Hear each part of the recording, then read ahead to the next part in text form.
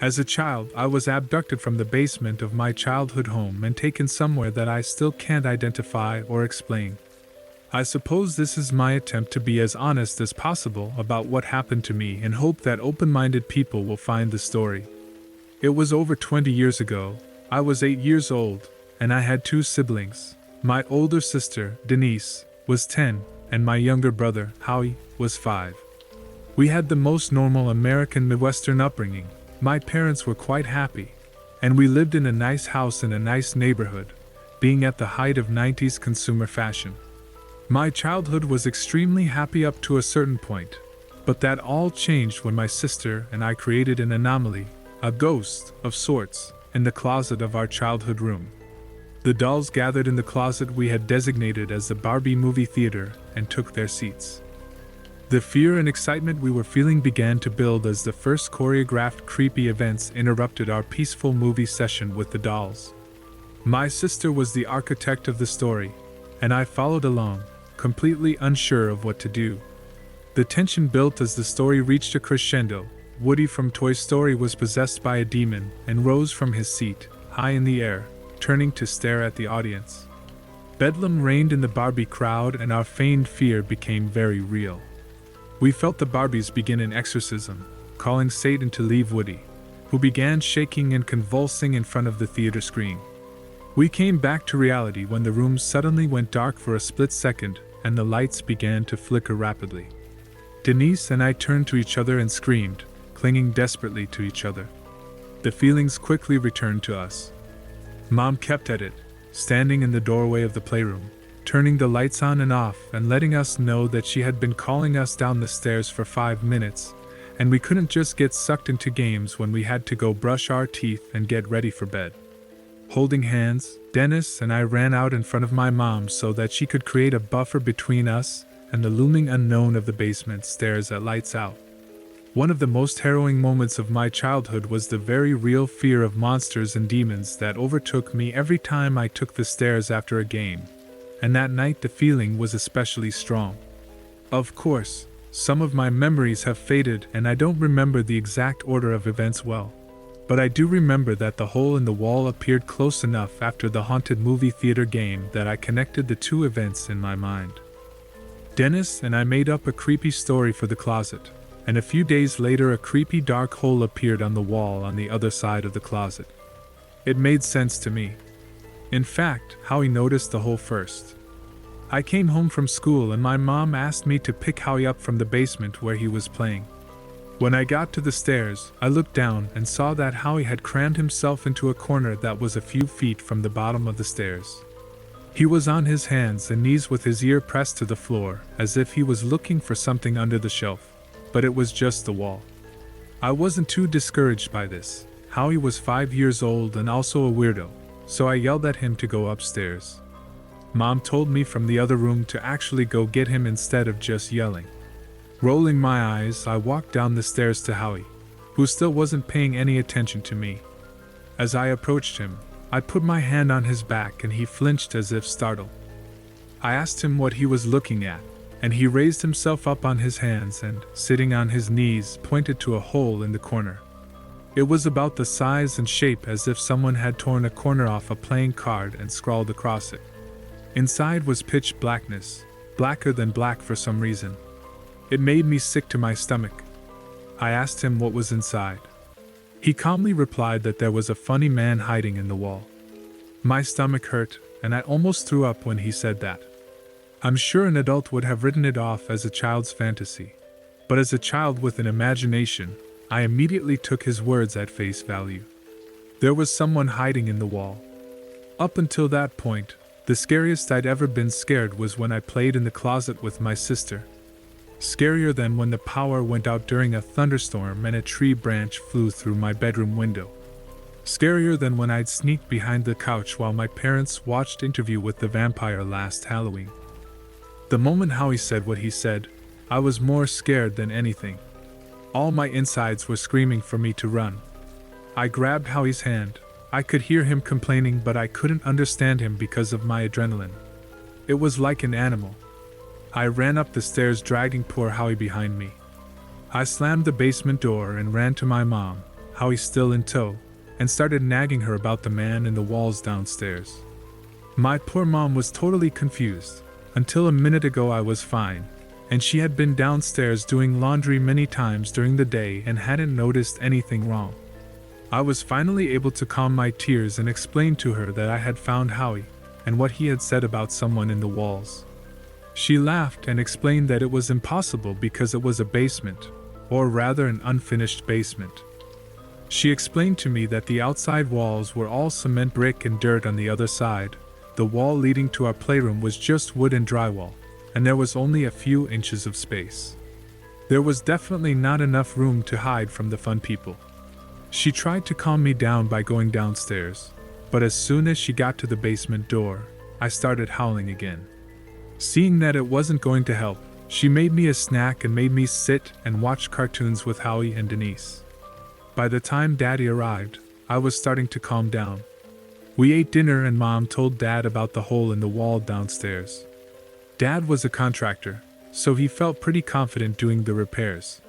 He used a moisture meter to make sure the hole wasn't caused by a leak, and when the source of the water was ruled out, he figured one of us had punched a hole in the wall and didn't want to admit it, so he patched the drywall good as new. Later, with a reassuring kiss on the top of my head, he told me that he had it all worked out and that he had checked everything and there was no one there. I slept soundly that night, and over the next few days the discomfort I felt from being in the basement eased a bit. I still refused to be there alone, but Denise and I almost always played together, so it was rarely a problem until one day Denise needed to go to the bathroom. I wanted to go upstairs with her, but we were just in the middle of cooking a pie in the oven, and she wanted me to stay to watch and make sure it didn't burn. I was very worried and told her we could unplug the oven and then plug it back in when we got back. Dennis called me the B-word baby. My pride was shattered and my fate was sealed. I went to the Easy Bake Vigil and Denise went up the stairs, leaving a very heavy silence in the playroom. I tried to occupy my thoughts by reading the instructions on the box of cake mix and then fiddling with a random Barbie. Suddenly there was a feeling in my mind that I was being watched.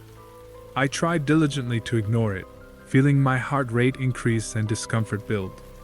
I was even more absorbed in my fuss with Barbie, dragging the useless plastic brush through her tangled curls and wondering why Dennis was taking so long. Behind me I heard a noise like a light clicking or tapping. I froze over the Easy Bake stove, widening my eyes. I definitely hadn't heard my sister come down the stairs, and Howie wasn't in the house at all. I heard the sound again. It was coming from the closet. A brief description of the closet, unfinished, paneled with particle board. It was about 6 feet wide and about 3 feet deep.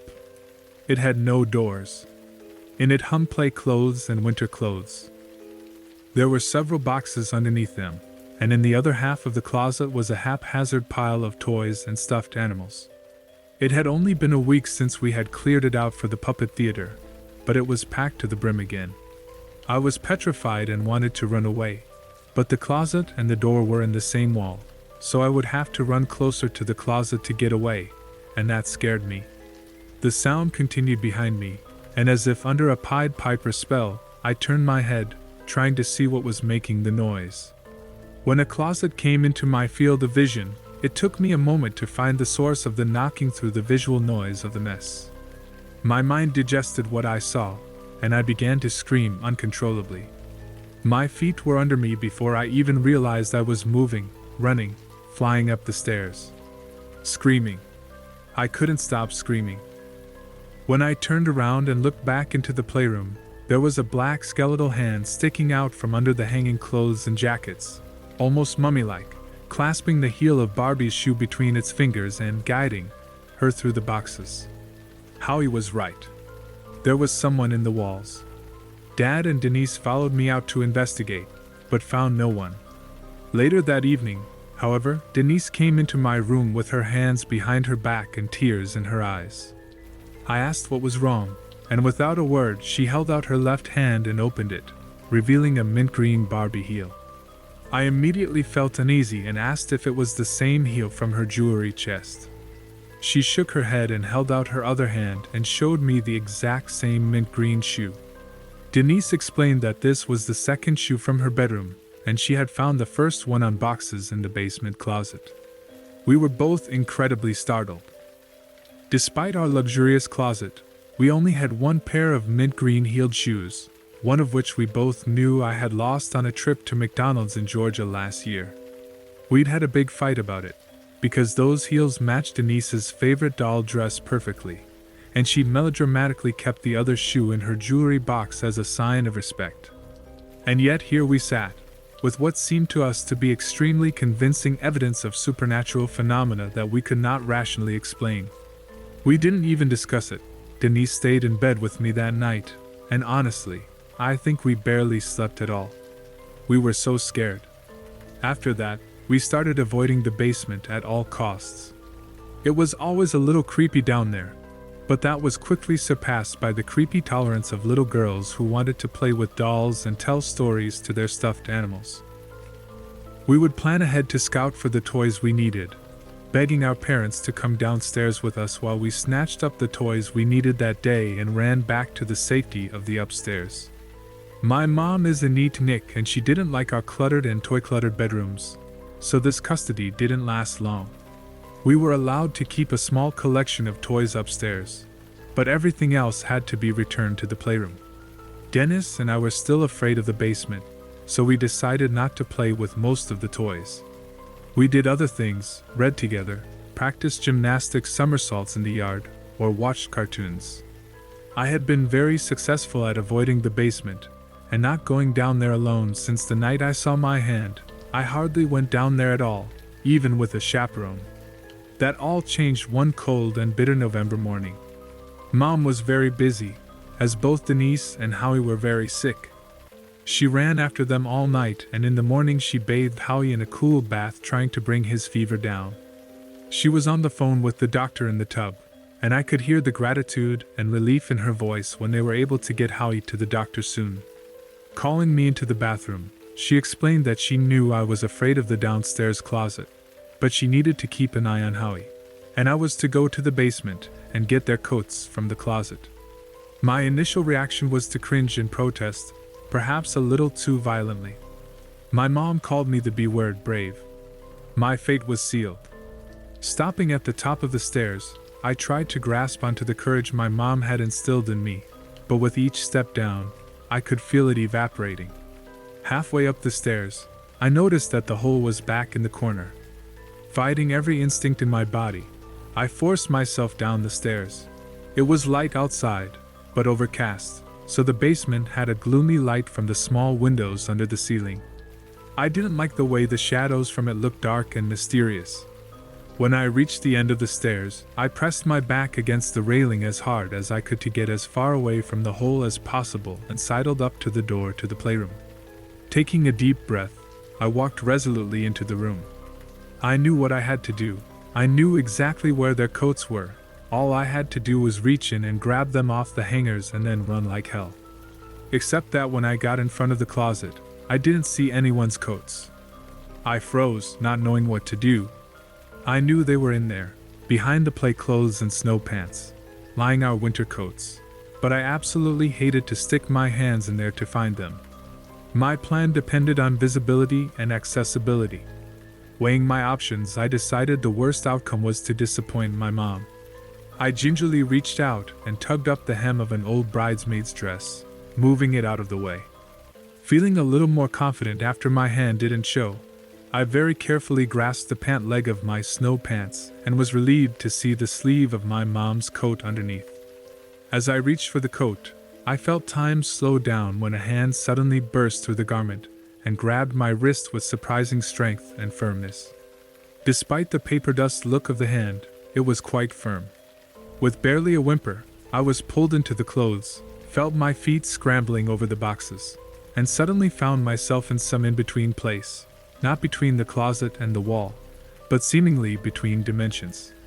The discomfort was my physical base. I don't think my form was designed to be on this plane.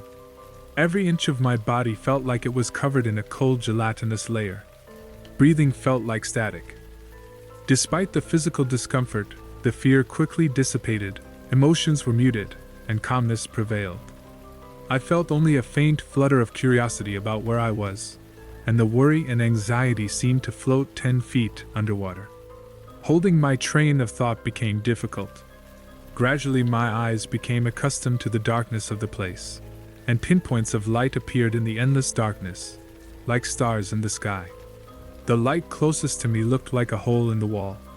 With dreamy bewilderment, I realized it was a hole in the wall of our basement. There was enough light to illuminate the figure that had dragged me here, and it was just a figure. Humanoid, completely black, no facial features, not even eyes. In this sphere, it looked more like a silhouette than a solid being, compared to the charcoal appearance outside. I realized I was defying gravity and let myself float away. The figure floated away with me, though here I was no longer so afraid of them. They didn't seem so scary. Dreamily heading for the nearest lantern overhead, I peered through the opening and suddenly saw a scene somewhere in Asia. It looked like a sweatshop, rows of women hunched over whirring sewing machines, a man wandering nearby and yelling at them. Instantly, as soon as my gaze fell on this scene, I felt the emotions of every person in that room more vividly than my own: strength, fear, suffering, determination, defeat, hope. It all came over me at once, and it was an amazing feeling. Pure, unadulterated human emotion, even bad emotion, was intoxicating when experienced in this way. After a while I let myself float onward, to the next light. This one opened into a hospital room somewhere in another world. The people looked white, but I couldn't understand what they were talking about.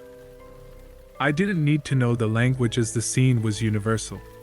A very pregnant woman was in the process of giving birth, with the father beside her and the doctor and nurses surrounding her downstairs. I watched and felt everything that was happening in the room as a new life came into the world. The exhaustion and pain of the mother, racked with unbridled joy. The acute stress and complacency of the staff who rushed to monitor the condition of baby and mom. The relief of the father who felt his family was safe. The love of the parents as they watched their newborn. The confusion and pain of an infant who couldn't understand his surroundings, shocking cold and light. From this vignette I moved on, to a new light much dimmer. It was a rather dark bedroom, but I could tell by the light outside the window that it was daytime outside. There was a woman lying in bed, and I could hear her crying. More importantly, I could feel her sadness, and an old sadness at that. Despair and pain hung in the room like incense. I didn't realize it at the time and swam on, my silent companion following close behind. And so on and so forth, I traveled through this intermediate space, observing and experiencing an incredible range of human experience. I have seen the ordinary and the magnificent. I saw crimes and acts of violence that would bring the most badass homicide detective to his knees, and yet none of it bothered me. It all passed over me like a dream. The strength and clarity of emotion while watching contrasted sharply with the dimness of my current reality. But it was never like voyeurism, it just was. I don't know how long I drifted. Sometimes other figures such as my companion would pass by, and this was the only time they held my wrist to stop my journey, waiting for the stranger to pass, though others seemed benevolent as well. Sometimes the holes opened into cracks or openings in the walls or ceilings, sometimes through some object. Looking around one of the rooms, I saw in the reflection of the mirror that I was looking into it through the eyes of a porcelain doll. After a while, I became aware of the distinct melancholy I felt as I glided through the emptiness of space, when I was not distracted by other people's lives. I raised my hands to my face, and in the dim light I saw that my fingers were beginning to blacken, just like those of my companion, whom I had already begun to consider a friend. We had some kind of understanding despite not saying a word to each other. There was some intuitive logic to how this place worked, similar to how you just realize it's true in a dream. I realized I was becoming one of the shadow forms. If I stayed here long enough, I would lose my humanity, as I would emotionally feed myself with the sweet nectar of other people's feelings, and my physical form would become a shadow. On some level, I realized that I didn't want to transform. Through the fog, I remembered my family and felt a longing for myself, being in this place for the first time. My companion simply nodded his head, took my hand gently, and led me to some opening in the darkness. I looked inside and recognized the place. It was the bottom of our basement stairs. It felt like I hadn't seen it in forever. As if on cue, I saw Howie coming down, crouching like I'd seen him do once before. Pressing his face against the hole, he called my name, telling me he missed me and was sorry the man in the wall got me. Feeling the unconcealed sadness overwhelm me, I tried to call out to him, but I couldn't speak into the void. My companion and I nodded sagely, and I held out a trembling hand to my brother. I dashed forward as easily as I'd been dragged inside. I could feel Howie's delight when he saw my hand and helped me through. Even though the hole was no bigger than a mouse hole, I slid through it easily and found myself sprawled out on top of Howie. He was screaming and laughing so loudly that I hugged him and started crying as the emotional calm from the place between passed, and I felt like a little kid who was lost and scared in a crowd and had just been found by his mom. We flew up the stairs, through the kitchen, past police officers and relatives, into the main room and into my parents' arms. That hug with Mom, Dad, Denise, and Howie was the most beautiful thing I had ever experienced. As I looked up, I noticed a skeletal finger reaching out to me through a small opening near our fireplace and smiled slightly. I knew my companion was feeling my gratitude for being reunited with my family. The next few days passed like a blur. When I was taken to the hospital, I was dehydrated and almost hypothermic. The doctors diagnosed frostbite on the big toes of both feet and the tips of my middle fingers. I was otherwise healthy, and the police questioned me for hours about where I had gone. I lied through my teeth and said I didn't know and I didn't remember. I only remember that I was cold and that it was dark, and then suddenly I was downstairs again. The police completely trashed our basement looking for evidence of a hidden prison my parents had kept me in, or a pipe or abandoned well I might have fallen into. In the end, they were more puzzled than anything else, and the official report of my disappearance and discovery stated that I had gotten lost and returned home on my own a few days later. I could tell that really bothered some of the police officers. They were afraid there was a child kidnapper on the loose and I was too scared to say anything. But even at my age I had enough sense to realize that they would never believe the truth. Everyone thought Howie was still sick and dreaming about me crawling out of the pit. When I asked him about it a few years ago, he claimed he remembered it as a dream. Denise is the only person I have told my story to, up until the writing of this story. And while I have no doubt that she believed me, I think my story disturbed her more than anything she thought had happened to me during my absence. She couldn't understand how I could be okay after witnessing murder and tragedy. How could I go through such emotions after experiencing such extremes? I tried to explain to Denise that I had felt good there too, the birth of a baby, the joy of a toddler dancing under a sprinkler, or an elderly couple holding hands in a hospital room and feeling such love and warmth for each other that they blazed like the sun. In the end, I decided that she would probably never understand me. If it didn't happen to me, I couldn't understand either. I quickly moved on, but kept the experience in my heart, using what I learned to become a kinder and more empathetic person. Since then, every now and then I see a cold hand stick out of a hole in the wall or a crack in the floor and wave at me or wiggle my fingers. I smile and wave back, letting my love radiate out to my friend who has shared so much with me. I let them know that life is good,